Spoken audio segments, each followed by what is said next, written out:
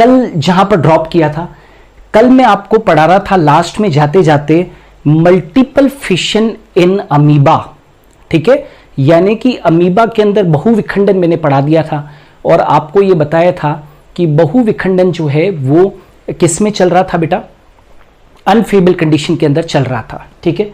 लेकिन प्लाज्मोडियम के अंदर point to be noted here कि प्लाज्मोडियम के अंदर जो बहुविखंडन होता है वो बेटा अनुकूल परिस्थितियों में होता है। किस में होता है? अनुकूल परिस्थिति में होता है। अब ये पॉइंट आप लोगों को बहुत इंपॉर्टेंट है, किताबों में नहीं देखने को मिलता है। सब लोग ये सोचते हैं कि बाइनरी फिशन हमेशा फेवरेबल कंडीशन में होता है, किताबों में यही लिखा हुआ है, और मल्टीपल फिशन अनफेवरेबल कंडीशन में ही होता है, जैसे कि कल मैंने भी पढ़ाया था आपको अमीबा के अंदर। लेकिन बेटा ये जो बहुविखंडन प्लाज्मोडियम में जो बहुविखंडन है, ये बहुविखंडन किस में होता है? फेवरेबल कंडीशन के अंदर होता है, राइट। किस में होगा बेटा? फेवरेबल कंडीशन के अंदर। इसका मतलब साफ है कि बहुविखंडन भी फेवरेबल कंडीशन के अंदर हो सकता है, ठीक है। चलो अब प्लाज्मोडियम में बहुविखंडन, राइट। अब प्लाज्मोडियम आप सब जानते हो कि ये एक मलेरियल पैरासाइट है। प्लाज्मोडियम क्या है बेटा? इट्स अ मलेरियल, ये मलेरियल पैरासाइट है, राइट। क्योंकि ये हमारी ह्यूमन बींग्स के अंदर क्या करता है? मलेरिया करता है, सब लोग जानते हैं। अभी कोई मैं प्लाज्मोडियम की लाइफ साइकिल वगैरह नहीं पढ़ा रहा हूं, मेरा मकसद साफ है कि प्लाज्मोडियम में भी मल्टीपल फिशन होता है। अब प्लाज्मोडियम में क्या होता है बेटा? एक स्टेज होती है जिसको कि हम बोलते हैं साइजोंट, और ये जो साइजोंट स्टेज होती है वो कहां पर बनती है? ये साइजोंट स्टेज जो होती है बेटा वो बनती है या तो लिवर के अंदर बनती है, या तो ये लिवर के अंदर बनती है, या फिर ये जो साइजोंट स्टेज है वो बनती है किसके अंदर? आरबीसी के अंदर, राइट। या तो आरबीसी के अंदर या लिवर के अंदर बनती है। ये आपके सामने बनी हुई है ये साइजोंट स्टेज। अब ये जो साइजोंट का जो न्यूक्लियस होता है ना बेटा, ये जो न्यूक्लियस है साइजोंट का, साइजोंट स्टेज किस में बनती है? लिवर के अंदर या आरबीसी के अंदर, ठीक है। और ये जो साइजोंट स्टेज जो लिवर और आरबीसी के अंदर बनी है, इसका जो न्यूक्लियस है ये डिवाइड करेगा। कैसे डिवाइड करेगा? मल्टीपल फिशन से डिवाइड करेगा। आज मैं आपको इसके बाद में बताऊंगा कि बाइनरी फिशन के अंदर बेटा केंद्रक केवल एक बार विभाजित होता है, और मल्टीपल फिशन के अंदर हमेशा याद रखना है कि केंद्रक अनेक बार विभाजित होता है। केंद्रक क्या होता है बेटा? केंद्रक अनेक बार विभाजित होता है, अनेक बार विभाजित होता है, ये ध्यान रखना है। अब अनेक बार विभाजित होगा तो यहां पर अनेक बार विभाजित होगा तो देखो ये कलर्ड कर रहा हूं मैं, ये बहुत सारे संतति केंद्रक बनेंगे कि नहीं बनेंगे बेटा? ये देखो ये सब क्या बन रहे हैं? बहुत सारे संतति केंद्रक बन रहे हैं, बहुत सारे डॉटर न्यूक्लियाई बन रहे हैं, ठीक है। अब बहुत सारे डॉटर न्यूक्लियाई बनेंगे, फिर उसके बाद में आप सब जानते हो कि यहां पर न्यूक्लियर डिवीजन हुआ है।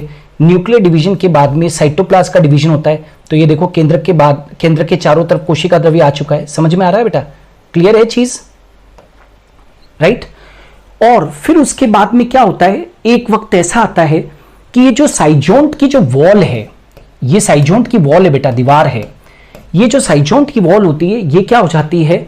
दैट इज रप्चर हो जाती है। साइजोंट की वॉल रप्चर हो जाएगी।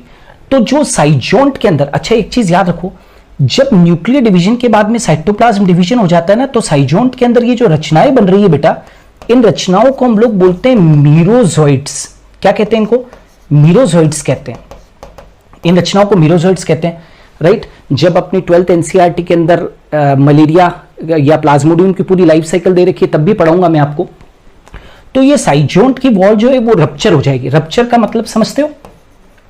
फट जाना। साइजोंट की जो वॉल है वो क्या हो जाएगी? फट जाएगी। और जब साइजोंट की वॉल फट जाएगी बेटा, तो ये सारे के सारे जो मीरोजोइड्स हैं जो इस साइजोंट के भीतर है वो कहां पर आ जाएंगे? बाहर आ जाएंगे। मैं केवल ये बताना चाहता हूं कि प्लाज्मोडियम के अंदर जो लिवर और आरबीसी, प्लाज्मोडियम के अंदर मल्टीपल फिशन होता है ना, तो एक्चुअली जब ये पैरासाइट, प्लाज्मोडियम नामक पैरासाइट मानव के शरीर में आता है, तो ये जब लिवर को अटैक करता है और आरबीसी को अटैक करता है तो ये किस में बदल जाता है, ये किस में बदल जाता है, जो पैरासाइट है वो किस में बदल जाता है, दैट इज साइजोंट में, एक गोलाकार रचना में बदल जाता है।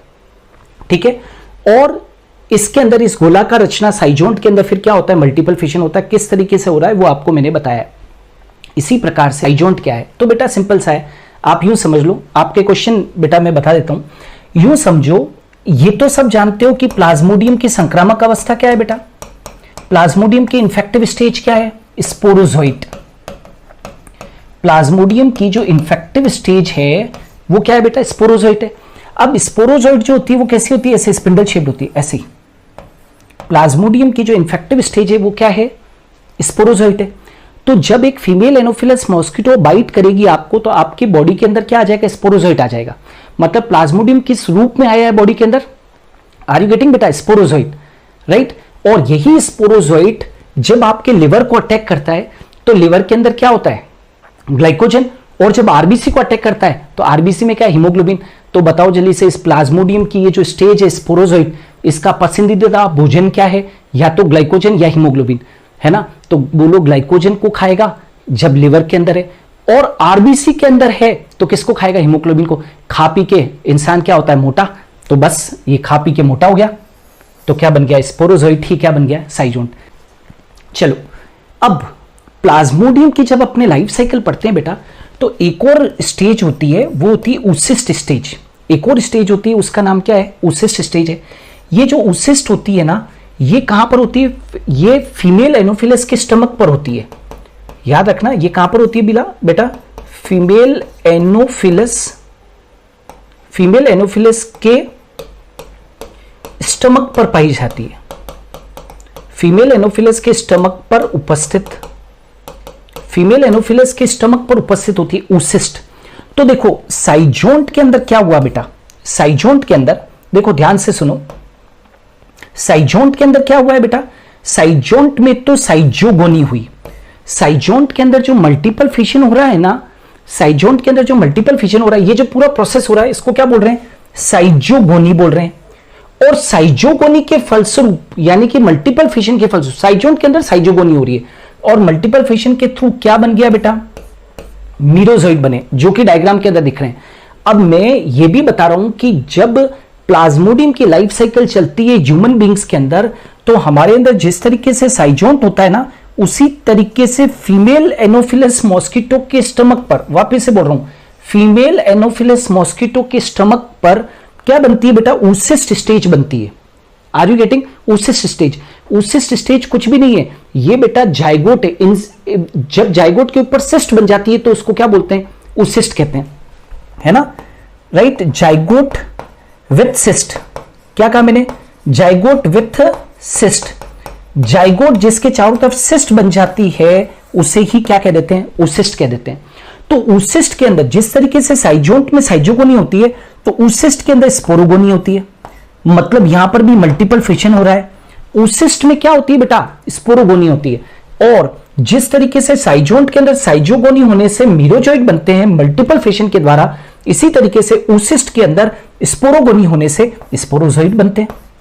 बस ये स्पोरोजोइड बन गए। अब यही स्पोरोजोइड जब फीमेल एनोफिलस मॉस्किटो किसी व्यक्ति को बाइट करेगी तो ये स्पोरोजोइड किसमें चले जाएंगे, उस व्यक्ति के अंदर, आर यू गेटिंग, और उसके लिवर को जाके अटैक करेंगे और फिर साइजोंट के अंदर बदल जाएंगे। समझ में आ रहा है। तो ये जो स्पोरोजोइड से उसका निर्माण, तो oocyst में स्पोरोगोनी होती है और स्पोरोगोनी के फलस्वरूप क्या बनते हैं बेटा, स्पोरोजोइड बनते हैं। मैं केवल इतना सा कहना चाहता हूं अभी की क्लास में कि प्लाज्मोडियम की लाइफ साइकिल के अंदर जो ये मीरोजोइड्स बनते हैं और जो स्पोरोजोइड बनते हैं, मीरोजोइड्स बनते हैं और जो स्पोरोजोइड्स बनते हैं, मीरोजोइड और स्पोरोजोइड्स बनते हैं, वो मल्टीपल फिशन के फलस्वरूप बनते हैं। क्लियर है बेटा। तो बताओ प्लाज्मोडियम में बहुविखंडन क्लियर सभी को। चलो अब आगे बढ़ते हैं। चलिए, अब आप सब जानते हो कि हमने क्लास के अंदर बेटा आपको द्विविखंडन पूरा पढ़ा दिया है डिटेल के अंदर, एनसीईआरटी से 10 टाइम ज्यादा पढ़ाया, और बहुविखंडन भी आपको पढ़ा दिया है। राइट, ये दोनों चीजें हमने पढ़ा दी है। लेकिन जब बाइनरी फिशन भी पढ़ लिया और मल्टीपल फिशन भी पढ़ लिया है, तो लास्ट में अब आपको इन दोनों के बीच में विभेद मालूम होना चाहिए। है ना। What are the differences between the binary fission and multiple fission. अब आप लोगों के लिए पढ़ना बहुत आसान हो जाएगा, वो इसलिए बेटा क्योंकि आप लोग अब पूरा ये चीज पढ़ चुके हो, तो आपको अब आसानी होगी। ठीक है, चलो ये लिखा है बेटा बाइनरी फिशन, यहां पर लिख दिया है बाइनरी फिशन, और यहां पर बेटा लिख दिया है मल्टीपल फिशन। यहां पर द्विविखंडन, यहां पर बहुविखंडन। अब देखो कितना आसान है, आप लोगों के लिए कोई भी क्वेश्चन करना बहुत बहुत आसान हो जाएगा। जरा देखिएगा, यहां पर दो संतति जीवों का निर्माण होता है। आप सब जानते हो बाइनरी फिशन जब होता है तो बाइनरी फिशन का मतलब ये द्विविखंडन, तो यहां पर पेरेंट बॉडी से दो संतति जीवों का निर्माण होता है। क्लियर है। चलो, और बहुविखंडन अभी अपन ने अमीबा के अंदर भी पढ़ा बेटा, प्लाज्मोडियम के अंदर भी हमने एग्जाम्पल लिया। यहां पर कई सारे संतति जीवों का निर्माण होता है, तो कई सारे संतति जीवों का निर्माण हो तो मल्टीपल फिशन, दो संतति जीवों का निर्माण हो तो दैट इज नॉन एज द्विविखंडन। Is it clear? चलो गुड। नेक्स्ट, अब आ जाते हैं, जनक का केंद्रक केवल एक बार विभाजित होता है। बाइनरी फिशन के अंदर मैंने पहले भी कहा था कि बाइनरी फिशन के अंदर केवल जो जनक का केंद्रक है बेटा वो केवल एक ही बार विभाजित होता है। यहां पर द न्यूक्लियस डिवाइड वंस, मैंने पहले भी बताया था।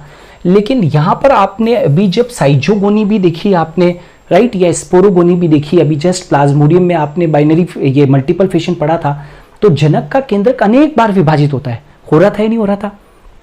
तो यहां पर जनक का केंद्रक अनेक बार विभाजित हो रहा है बेटा, लेकिन यहां पर जनक का केंद्रक केवल एक बार ही विभाजित हो रहा है। Are you getting? चलो, यहां पर कोई अवशेष नहीं बचता है। आपको मैंने बार बार कहा है कि बाइनरी फिशन जब भी होता है तो parent organism start living as two daughter organism, right. जो जनक जीव है वो दो संतति जीवों की तरह रहना शुरू कर देता है। तो पैतृक जो है, पेरेंट है, उसकी तो कभी डेथ हुई नहीं बेटा, तो there is no residue left, मतलब अवशेष नहीं बचता है। बाइनरी फिशन के बाद में डेड बॉडी अवेलेबल नहीं होती है, जबकि मल्टीपल फिशन के बाद में अवशेष बचता है। बोलो जल्दी से, अभी साइजोंट जब ब्रेक हुआ था, अभी ठीक इससे पहले वाली स्लाइड में बताओ, जब साइजोंट ब्रेकडाउन हुआ था और मीरोजोइड जब बाहर निकल गए थे, तो क्या साइजोंट की जो वॉल थी, रप्चर्ड वॉल थी, जो साइजोंट की भित्ति फट गई थी, क्या मुझे बताओ, क्या वो बची थी कि नहीं बची थी? हाँ या ना? वो बचा था ना, अवशेष बचा ना वहां पर, यस और नो? अवशेष बचा ना बेटा, तो इसलिए यहां पर अवशेष बचता है। अच्छा, द्विविखंडन के लिए कंडीशन है कि वह केवल अनुकूल परिस्थितियों में ही होता है, यह केवल अनुकूल परिस्थितियों में ही होता है, जबकि बहुविखंडन अनुकूल परिस्थिति व प्रतिकूल परिस्थिति दोनों में होता है। आज की क्लास में क्लैरिफाई किया था कि अमीबा के अंदर प्रतिकूल परिस्थितियों में मल्टीपल फिशन होता है, लेकिन अनुकूल परिस्थितियों के अंदर भी मल्टीपल फिशन हो सकता है। तो बताओ, अनुकूल परिस्थितियों में एग्जाम्पल कौन सा? प्लाज्मोडियम। प्रतिकूल परिस्थितियों में एग्जाम्पल कौन सा? अमीबा। Are you getting? चलो, द्विविखंडन से जीव अमर बनता है। आप सब जानते हैं कोई अवशेष नहीं बनता है, इसलिए द्विविखंडन से जीव अमर बन जाते हैं। Binary fission produces immortality, binary fission से जीवों के अंदर इमॉर्टेलिटी देखने को मिलती है, अमर बन जाते हैं। लेकिन बहुविखंडन में जीव अमर नहीं बनते, मतलब बहुविखंडन के कारण जीव अमर बनेगा ऐसा नहीं है। अब ये मत कहना कि अमीबा के अंदर जो है वो मल्टीपल फिशन हो रहा था तो अमीबा तो बाइनरी, अरे भाई वो बाइनरी फिशन से अमर बनता है, बहुविखंडन से अमर नहीं बन रहा। तो यहां पर बहुविखंडन के अमीबा को दिमाग में रख के कोई भी बात मत करो। बहुविखंडन जीव की अमरता के लिए जिम्मेदार नहीं है। क्यों? क्योंकि यहां पर अवशेष बचता है, और जब अवशेष बच जाता है तो फिर जीव अमर कैसे हुआ? डेथ बॉडी अवेलेबल हो जाएगी तो फिर वो जीव अमर होगा ही नहीं। Are you getting? तो द्विविखंडन का सबसे बढ़िया उदाहरण क्या?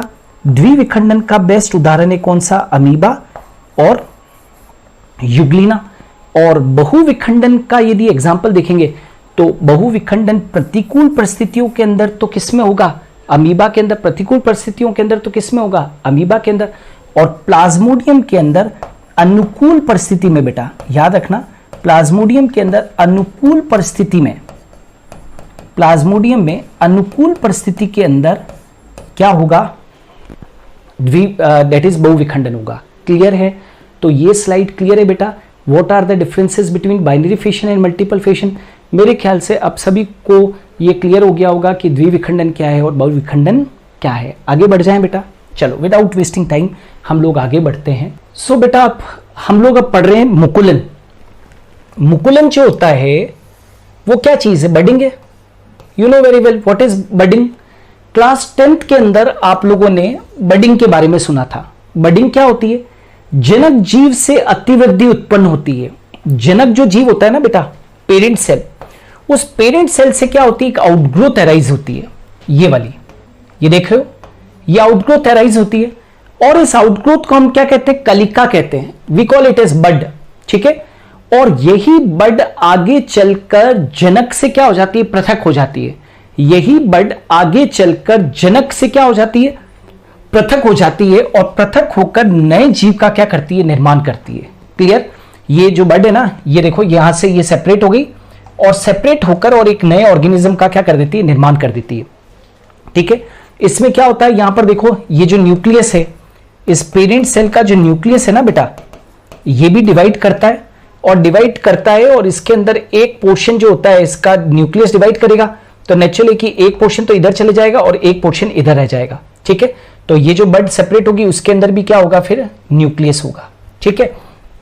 तो जनक जीव से अतिवृद्धि उत्पन्न होती है जिसे हम कलिका कहते हैं। और यही कलिका आगे चलकर पृथक हो जाती है किससे? जनक से, और नए जीव का क्या करती है? निर्माण करती है।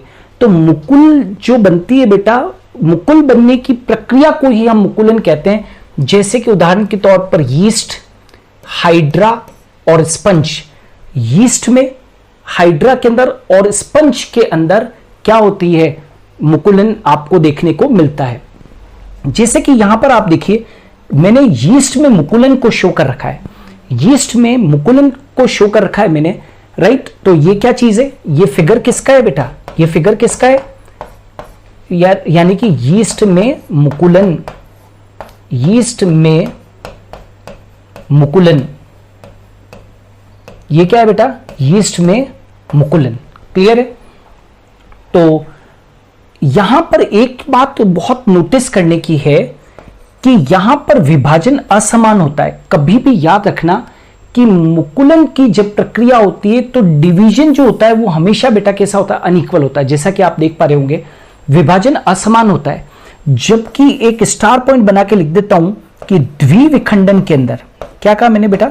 द्विविखंडन यानी कि बाइनरी फिशन में, बाइनरी फिशन में क्या कहा मैंने? द्विविखंडन यानी कि बाइनरी फिशन में डिवीजन कैसा होता है बेटा? इक्वल होता है। डिवीजन इक्वल होता है। क्लियर है? क्या कहा मैंने? द्विविखंडन इक्वल होता है। तो बाइनरी फिशन के अंदर, बाइनरी फिशन के अंदर जो डिवीजन होता है ना बेटा, वो इक्वल होता है। और यीस्ट के अंदर जो मुकुलन होता है वो हमेशा, यीस्ट में जो मुकुलन हो रहा है उसमें विभाजन कैसा होता है? असमान होता है। Is it clear? तो ये आप लोगों को एक बहुत पॉइंट ऑफ डिफरेंस है जो कई सारी परीक्षाओं के अंदर पूछा गया है, ये आपको क्लियर होना चाहिए। Is it clear? मुकुलन क्या होता है? क्लियर है? तो ये भी एक एसेक्सुअल रिप्रोडक्शन का टाइप है। अभी तक मैं 2 टाइप पढ़ा चुका हूं बेटा। पहला जो टाइप था वो कौन सा था? फिशन। Are you getting? यानी कि विखंडन। अभी जो हमने पढ़ा वो मुकुलन यानी कि बडिंग। क्लियर? अब आगे बढ़ते हैं, नेक्स्ट के ऊपर आते हैं। अब ये जो मुकुलन है उसके प्रकार क्या है? मुकुलन कितने प्रकार की होती है? तो ये भी जान लो, types of budding, types of budding, types of budding, मुकुलन के प्रकार।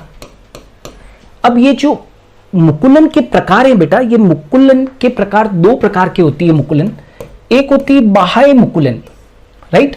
बाह्य मुकुलन को हम बोलते हैं exogenous, exogenous oblique external budding, external budding. और ये क्या चीज है? ये क्या है? आंतरिक मुकुलन यानी कि एंडोजीनियस, एंडोजीनियस या जिसको कि हम बोलते हैं इंटरनल बडिंग, इसको क्या कहेंगे हम लोग? इंटरनल बडिंग कहेंगे। ये क्या है? इंटरनल बडिंग है। ये क्या चीज है? एक्सटर्नल बडिंग है। क्यों कहा है? ऐसा क्यों कहा? तो बेटा बाह्य मुकुलन के अंदर जो मुकुल बनता है वो शरीर के बाहर बनता है। मुकुल, मुकुल यानी कि बड का निर्माण, बड का निर्माण शरीर की सतह पर होता है। शरीर की सतह पर होता है। Is it clear? मुकुल का जो निर्माण है वो कहां पर होता है? शरीर की सतह के ऊपर होता है। जैसे सबसे बढ़िया जो एग्जाम्पल है वो कौन सा है? हाइड्रा। आप देख सकते हो ये जो हाइड्रा है, ये एग्जाम्पल किसका है? हाइड्रा का है। इस हाइड्रा के अंदर ये क्या बन रही है? यहां पर ये बड बन रही है। आप देख पा रहे हो ना? इसको इंसर्कल करके मैं बना देता हूं। ये बड बन रही है, ठीक है। ये बड जो है वो क्या करेगी? यह बड वृद्धि करेगी, वृद्धि करेगी व बाद में पेरेंट बॉडी से अलग हो जाती है। Are you getting? क्या कहा बेटा मैंने? यह बड वृद्धि करेगी, ये जो बड है वो वृद्धि करेगी और पेरेंट जैसा स्वरूप ले लेगी और बाद में ये पेरेंट बॉडी से क्या हो जाएगी? अलग हो जाएगी। और ये पेरेंट बॉडी से अलग हो जाएगी और ये एक एडल्ट हाइड्रा के अंदर आगे चलकर बदल जाएगी। ये एक एडल्ट हाइड्रा में बदल जाएगी। Are you getting? तो ये बाह्य मुकुलन है। बाह्य मुकुलन न केवल हाइड्रा के अंदर मिलता है बेटा, बाह्य मुकुलन और किस में मिलता है? तो साइकोन के अंदर भी मिलता है, राइट। साइकोन भी एक प्रकार का क्या है? स्पंज है, स्पंज के अंदर मिलता है। अब आ जाते हैं नेक्स्ट वन, राइट। देखो ये जो आंतरिक मुकुल है, आंतरिक मुकुल जैसा कि नाम दर्शा रहा है, यहां पर मुकुल का निर्माण कहां पर हुआ है? शरीर की सतह के ऊपर हुआ है, राइट। इंटरनल बडिंग के अंदर क्या होता है? शरीर के भीतर बड का निर्माण होता है। बड यानी कि मुकुल का निर्माण होता है। बात समझ में आ गई? मुकुल कहां बन रही है? शरीर के भीतर बन रही है। और याद रखना बेटा, वेरी वेरी इंपॉर्टेंट, इस आंतरिक मुकुल को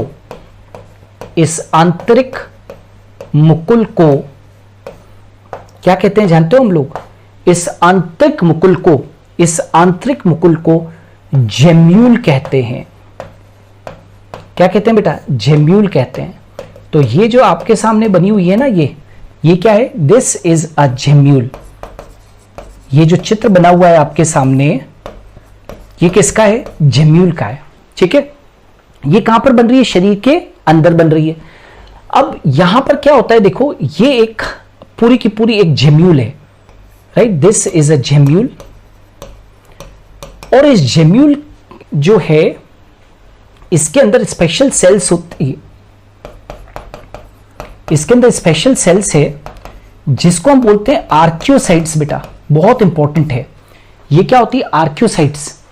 और ये जो आर्कियोसाइट्स है, इसके अंदर भरी हुई जो आर्कियोसाइट्स है, ये क्या कहलाती है? पूर्ण शक्त कोशिका। ये क्या कहलाती है? पूर्ण शक्त कोशिका, पूर्ण शक्त कोशिका, राइट। आर्कियोसाइट जो होती है वो क्या कहलाती है? पूर्ण शक्त कोशिका।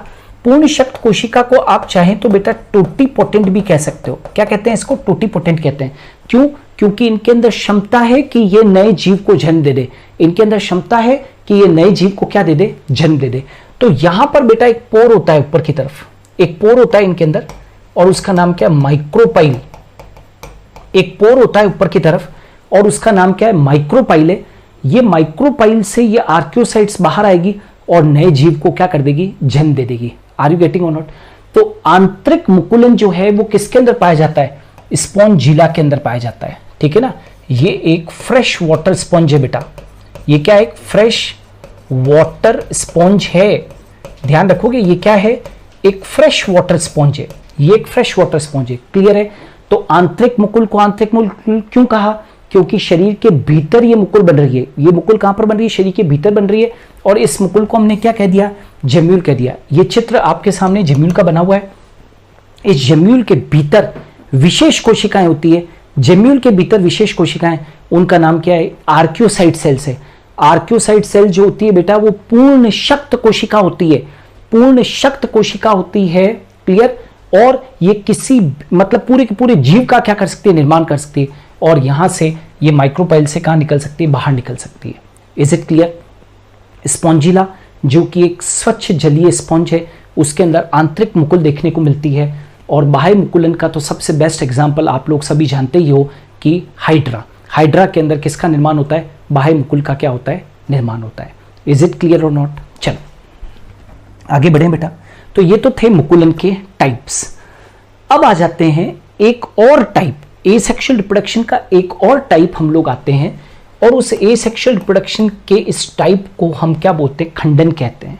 ठीक है, क्या कहते हैं बेटा? खंडन या फ्रेगमेंटेशन। जैसे कि नेम शो कर रहा है, जैसे कि नेम शो कर रहा है कि यहां पर जो पेरेंट बॉडी होती है वो कई सारे खंडों में विभक्त हो जाती है और प्रत्येक खंड से एक नए जीव का क्या हो जाता है? निर्माण हो जाता है। क्या कहा मैंने यहां पर कि यहां पर क्या होता है कि जो पेरेंट बॉडी होती है बेटा, जनक शरीर जो होता है, पेरेंट बॉडी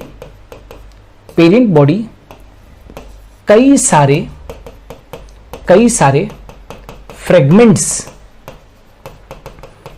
सारे फ्रेगमेंट्स का मतलब समझता खंडों, कई सारे खंडों में विभक्त हो जाती है।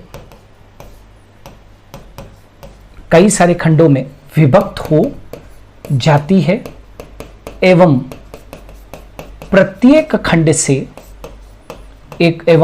खंड से एक नए जीव का निर्माण होता है।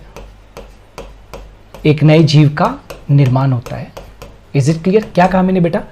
पेरेंट बॉडी कई सारे फ्रेगमेंट्स में विभक्त हो जाती है। वापस से बोल रहा हूं, पेरेंट बॉडी कई सारे फ्रेगमेंट्स में डिवाइड हो जाती है। जैसे मान लीजिए कि एक फ्रेगमेंटेशन बता रखा है मैंने फंगस के अंदर, फ्रेगमेंटेशन बता रखा है फंगस के अंदर, या मैंने एक फ्रेगमेंटेशन बता रखा है फ्लैटवर्म के अंदर। ठीक है, फ्लैटवर्म के अंदर बता रखा है। तो यहां पर मान लीजिए कि ये पेरेंट बॉडी है, ये पेरेंट बॉडी है। ठीक है, ये क्या है बेटा? पेरेंट बॉडी है। तो ये जो पेरेंट बॉडी है ये कई सारे फ्रेगमेंट्स में डिवाइड हो जाएगी। ये देखो यहां पर डिवाइड हो रही है। तो ये वाला फ्रेगमेंट यहां से अलग हो जाएगा, ये वाला फ्रेगमेंट अलग हो जाएगा और ये वाला फ्रेगमेंट क्या हो जाएगा? अलग हो जाएगा। ठीक है, ये देखो अलग हो गया। तो ये फ्रेगमेंटेशन हुआ। मतलब पेरेंट बॉडी कई सारे फ्रेगमेंट्स में, खंडों में विभक्त हो जाती है एवं प्रत्येक खंड से एक नए जीव का निर्माण हो जाता है। ठीक है, यानी कि parent body divides into many fragments and each fragment बेटा give rise to a new individual. आप चाहे फ्रेगमेंटेशन आप फ्लैटवर्म्स के अंदर देखो या फंगस के अंदर देखो, फ्रेगमेंट्स बन रहे हैं। ये देखो पेरेंट बॉडी से फ्रेगमेंट्स बन रहे हैं और फ्रेगमेंट से पूरा के पूरा एक नया इंडिविजुअल बन रहा है। ठीक है, तो ये एसेक्सुअल रिप्रोडक्शन का एक और प्रकार है। अब देखते हैं हम लोग कि ये फ्रेगमेंटेशन किस किस में मिलता है। तो सबसे बड़ी दिक्कत आती है बच्चों को कि उदाहरण उनको नहीं मिलते हैं कि आखिर फ्रेगमेंटेशन किस में हो रहा है। ठीक है, तो फ्रेगमेंटेशन जो है वो ब्रायोफाइट्स में देखने को मिलता है, एल्गी के अंदर देखने को मिलता है, फंगस के अंदर देखने को मिलता है, टेरिडोफाइट्स देखने को अंदर मिलता है। कई बच्चों को लगता है, यदि पूछ लिया जाए कभी किसी से कि क्या एसेक्सुअल रिप्रोडक्शन का टाइप जिसको कि फ्रेगमेंटेशन कहते हैं, क्या वो ब्रायोफाइट, एल्गी, फंगस, टेरिडोफाइट्स क्या इनमें देखने को मिलता है? तो हाँ मिलता है। जैसे कि सबसे कॉमन ब्रायोफाइट्स है बेटा रिक्शिया और मार्केंशिया। रिक्शिया और मार्केंशिया ये दो जो है वो क्या है? ये दोनों ब्रायोफाइट्स हैं, इनके अंदर बहुत अच्छा सा फ्रेगमेंटेशन देखने को मिलता है। इसी प्रकार से एक शैवाल है जिसका कि नाम है स्पाइरोगायरा। तो स्पाइरोगायरा नाम की एल्गी के अंदर हमको फ्रेगमेंटेशन देखने को मिलता है। फंगस के अंदर जैसे अभी मैंने बताया है, फंगस के अंदर तो राइजोपस नाम के फंगस के अंदर भी क्या देखने को मिलता है बेटा? फ्रेगमेंटेशन। और एक सेलेजिनेला बहुत इंपॉर्टेंट टेरिडोफाइट है, सेलेजिनेला रूपेस्ट्रिस। राइट, स्पीशीज का नाम क्या है? सेलेजिनेला रूपेस्ट्रिस। तो सेलेजिनेला रुपेस्ट्रिस जो कि एक टेरिडोफाइट है, उसके अंदर भी खंडन जो है या एसेक्सुअल रिप्रोडक्शन का जो टाइप है फ्रेगमेंटेशन, वो देखने को मिलता है। तो ये बहुत सिंपलेस्ट एसेक्सुअल रिप्रोडक्शन का टाइप है। आई होप सो आप लोगों को ये समझ में आ गया होगा बेटा। चलो वेरी गुड। अब आ जाते हैं कि नेक्स्ट आ रहा है, मैंने आपको कहा था कि बीजाणुओं के द्वारा भी अलैंगिक जनन होता है, बीजाणुओं के द्वारा, right. Asexual reproduction with the help of spores. कई सारे ऑर्गेनिजम्स ऐसे हैं जिनके अंदर एसेक्सुअल रिप्रोडक्शन जो है वो किसके थ्रू होता है, स्पोर्स के थ्रू होता है। ये जो स्पोर्स होते हैं ना बेटा, ये दो पर्पस के लिए बहुत इंपॉर्टेंट है। They are important for two purposes. Number one, एक तो ये डिस्पर्सल के लिए, बहुत इंपॉर्टेंट होते हैं। डिस्पर्सल का मतलब समझते हो, प्रकीर्णन। एक तो ये प्रकीर्णन के अंदर मदद करते हैं, एक जगह से दूसरी जगह पर जाते हैं, और जहां पर भी इनको अनुकूल परिस्थिति मिलती है वहां पर ये अंकुरित हो जाते हैं। तो ये क्या करते हैं, प्रकीर्णन में मदद करते हैं, और साथ के साथ नए जीव के निर्माण में मदद करते हैं। नए जीव के निर्माण में मदद करते हैं। क्लियर है बेटा? ये नए जीव के निर्माण में मदद करते हैं और डिस्पर्सल में भी मदद करते हैं। तो अलैंगिक जनन जो है वो बीजाणुओं के द्वारा भी होता है। अब अपने को स्पोर्स के बारे में जानकारी होनी चाहिए। बीजाणु कैसे होते हैं, स्पोर कैसे होते हैं बेटा? बहुत छोटे होते हैं, माइन्यूट होते हैं, और एक कोशिकीय होते हैं। एक कोशिकीय का मतलब है बेटा सिंगल सेल्ड होते हैं। कैसे होते हैं ये? सिंगल सेल्ड होते हैं, एक कोशिकीय होते हैं। तो ये बीजाणु छोटे होते हैं, एक कोशिकीय प्रवर्ध होते हैं, प्रोपिग्यूल्स होते हैं। प्रवर्ध का मतलब क्या होते हैं? प्रोपिग्यूल्स होते हैं। और बीजाणु का निर्माण आमतौर के ऊपर ये देखा गया है, मैंने ये नहीं कहा है कि हमेशा ही, आमतौर के ऊपर ये देखा गया है कि बीजाणुओं का निर्माण कवकों के अंदर और किस में होता है बेटा? शैवालों के अंदर होता है। शैवालों के अंदर और कवकों के अंदर बीजाणु निर्माण, राइट, क्या कहा मैंने? कवकों के अंदर और शैवालों के अंदर बीजाणु निर्माण एक सामान्य सी घटना है। ठीक है, जनरली देखा जाता है कि शैवालों के अंदर और कवकों के अंदर बीजाणु बनते हैं। मैं यहां पर कोशिश करूंगा एक शैवाल का एग्जाम्पल देने की और एक कवक का एग्जाम्पल देने की। Are you getting? तो यहां पर देखो बीजाणुओं के प्रकार। अब बीजाणु तो देखो बेटा अनेक प्रकार के होते हैं, लेकिन थोड़ा सा यहां पर रेस्ट्रिक्ट करते हुए मैं आपको बीजाणु के दो ही प्रकार पढ़ा रहा हूं। एक तो होते हैं चल बीजाणु बेटा, एक तो होते हैं चल बीजाणु।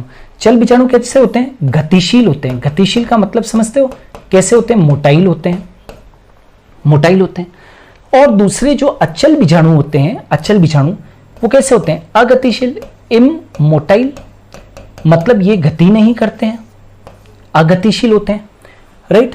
अब ये जो गतिशील होते हैं, चल बीजाणु कैसे हैं? गतिशील है। तो इनमें क्या होता है बेटा? फ्लैजिला होता है। एक तो याद रखना है गतिशील इसलिए है क्योंकि इनके अंदर फ्लैजिला प्रेजेंट है, और इनके अंदर फ्लैजिला प्रेजेंट है तो यह जल में तैर सकते हैं। ये क्या कर सकते हैं बेटा? जल में तैर सकते हैं। क्यों? क्योंकि इनके पास में क्या है? फ्लैजिला है। ठीक है, तो ये क्या कहलाते हैं? चल बीजाणु को हम क्या कहते हैं? जूस्पोर। बहुत कॉमन नाम है, ये ज्यादा पॉपुलर नाम है, इंग्लिश नाम है लेकिन ज्यादा पॉपुलर नाम है। तो ये जो बेटा आप देख रहे हो ना, ये क्या है? जूस्पोर है। और जूस्पोर जिसमें बनता है चल बीजाणु, जूस्पोर बोले तो चल बीजाणु, चल बीजाणु जिसमें बनता है उसको क्या बोलते हैं? चल बीजाणु धानी, है ना। यानी कि इसको क्या बोलते हैं बेटा? जू स्पोरेंजियम। उसको क्या बोलेंगे हम लोग? जू स्पोरेंजियम बोलेंगे। जिसके अंदर जू स्पोर बनते हैं उसको जू स्पोरेंजियम कहते हैं। Is it clear? अच्छा, ये जो चल बीजाणु होते हैं हमेशा याद रखना बेटा, ये भित्ति रहित होते हैं। कैसे होते हैं? ये भित्ति रहित होते हैं। ऑलवेज रिमेंबर, इनके अंदर वॉल एब्सेंट होती है। ये ध्यान रखना, इनके अंदर वॉल क्या होती है? एब्सेंट होती है। और मोटाइल तो ये होते ही हैं, पहले ही बता चुका हूं। लेकिन जो दूसरे अचल बीजाणु है, इमोटाइल होते हैं। ये क्या होते हैं? इनके अंदर वॉल प्रेजेंट होती है। वॉल प्रेजेंट यानी कि इन बीजाणुओं के ऊपर भित्ति क्या होगी? उपस्थित होगी। और ये अचल होते हैं क्योंकि फ्लैजिला वगैरह होते नहीं है इनके अंदर। जैसे कि जूस्पोर का सबसे बढ़िया एग्जाम्पल है क्लेमाइडोमोनास। जूस्पोर का सर्वश्रेष्ठ एग्जाम्पल क्या है? क्लेमाइडोमोनास है। लेकिन जो कोनिडिया है, कोनिडिया नाम की जो स्पोर्स है, ये देख पा रहे हो, ये चेन के अंदर, कोनिडिया चेन्स में बनते हैं, कोनिडिया चेन्स में बनते हैं। याद रखना, कोनिडिया किस में बनते हैं बेटा? चेन्स के अंदर बनते हैं। कोनिडिया हमेशा चेन्स के अंदर बनते हैं।